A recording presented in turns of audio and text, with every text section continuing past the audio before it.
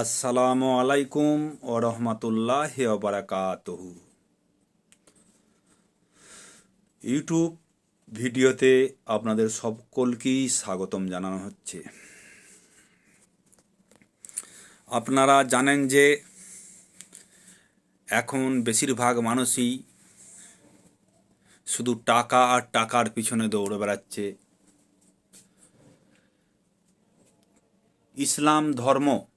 ইসলাম ধর্মের নামে টাকা ইনকাম করছে, ইসলামকে ব্যবহার করে টাকা ইনকাম করছে। প্রকৃত ইসলাম ধর্ম কেউ পালন করে না। প্রকৃত ইসলাম ধর্ম কেউ পালন করে না। প্রকৃত ইসলাম ধর্ম পালন করানোওয়ালা লোক একটাও আপনি খুঁজে পাবেন না।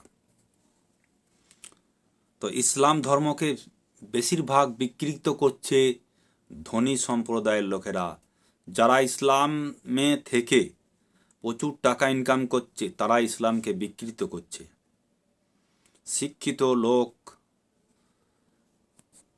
তারা ইসলামটাকে কাজে লাগিয়ে প্রচুর টাকা ইনকাম করছে। চালাক ধূর্ত মানুষেরা ইসলামকে কাজে ব্যবহৃত করে প্রচুর টাকা ইনকাম করছে। এইভাবে ইসলামকে বিকৃত করে যাচ্ছে। প্রকৃত আল্লাহর ওপর ভয় করে কেউ ধর্ম পালন করে না। ঈশ্বরের ওপর বিশ্বাস করে কেউ ধর্ম পালন করে না। এই যে দীপু দাসকে হত্যা করা হলো, তো এইগুলো হচ্ছে যে ইসলামের কলঙ্ক। ইসলামকে কলঙ্কিত করার জন্য বা নিজেরা রাজনৈতিক ফায়দা লোটার জন্য এইসব হত্যাকাণ্ড ঘটিয়ে কোনো আক্রোশ, কোনো শত্রুতা করে এগুলোকে এইসব নির্মম হত্যা করে ইসলামের নাম দিয়ে দোষ চাপিয়ে তারা ইসলামকে কলঙ্কিত করছে, যে কলঙ্ক গোটা বিশ্ববাসীর কাছে থেকে যাচ্ছে। এর ফলে কি হচ্ছে, ইসলামটা আর যেসব মানুষের মধ্যে, অমুসলমানদের মধ্যে যে ইসলামের ইসলামিকদের মধ্যে যে ভক্তিটুকু ছিল, যে শ্রদ্ধাটুকু ছিল, সেই ভক্তি শ্রদ্ধাটা আস্তে আস্তে কেটে যাচ্ছে অমুসলমান মানুষদের মধ্য থেকে। ইসলামের প্রতি অমুসলমানদের ভক্তি শ্রদ্ধা অনেকটাই ছিল, আস্তে আস্তে কিন্তু কেটে যাচ্ছে। এইভাবে জঘন্যতম কাজ করে ফায়দা লুটে, রাজনৈতিক ফায়দা লুটতে গিয়ে ইসলামের নামে দোষ চাপিয়ে দেওয়ার ফলে অমুসলমানদের ওপর যে ভক্তি শ্রদ্ধা, সেটা আস্তে আস্তে কেটে যাচ্ছে অমুসলমানদের অন্তর থেকে। ইসলামের প্রতি যে শ্রদ্ধা ভক্তি ছিল অমুসলমানদের, সেটাও আস্তে আস্তে কেটে যাচ্ছে। তা কি বলবো, এইভাবে ইসলামকে কলঙ্কিত করছে। ইসলাম ধর্ম মানে আপনারা জেনে রাখুন, কোনো জীবকে হত্যা করা যাবে না, কোনো মানুষকে হত্যা করা যাবে না। একমাত্র আল্লাহ তার প্রতিশোধ নেবেন। যদি দুনিয়ার জমিনে কোনো অত্যাচার করে থাকে, কোনো পাপ কর্ম করে থাকে, এর বিচার কিন্তু আল্লাহ তাআলা করবেন। এই ভরসাটুকু থাকতে হবে। মানুষকে বলেনি তোমরা তোমার নিজের হাতে দায়িত্ব তুলে নেবে। আল্লাহর নামে কিছু বললে বা নবীর নামে কিছু বললে মানুষই তার প্রতিকার করবে, মানে সেটা কিন্তু ইসলামে বলা হয়নি। মানুষকে স্বাধীন ক্ষমতা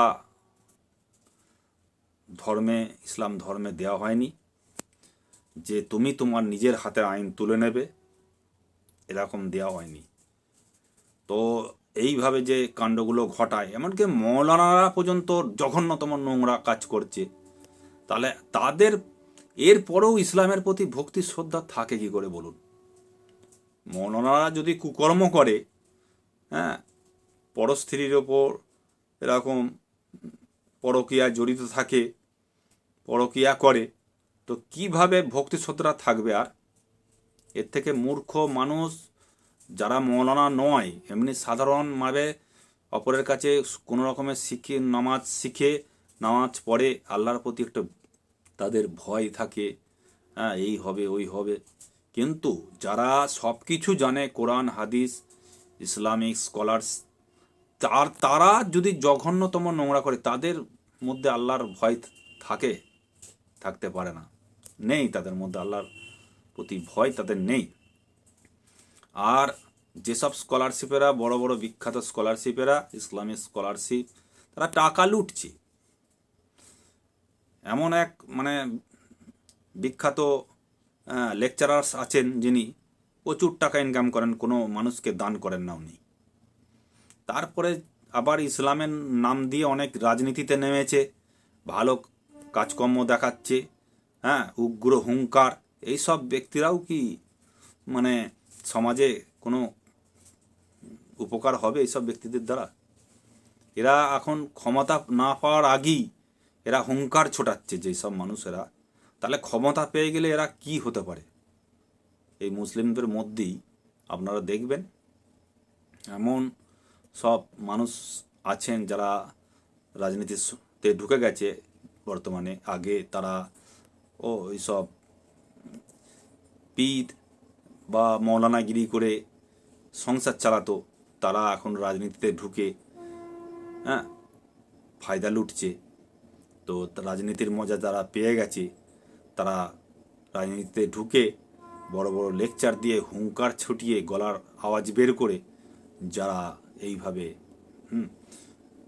বলছে যে মুখ্যমন্ত্রী হলে দেখিয়ে দিতাম, মানুষের মনে এমনই ভরসা করছে যেন এরা মুখ্যমন্ত্রী হলে এরা একবারে রাজ্যটাকে একদম স্বর্গ বানিয়ে দেবে, একদম কোনো মানুষের অভাব থাকবে না।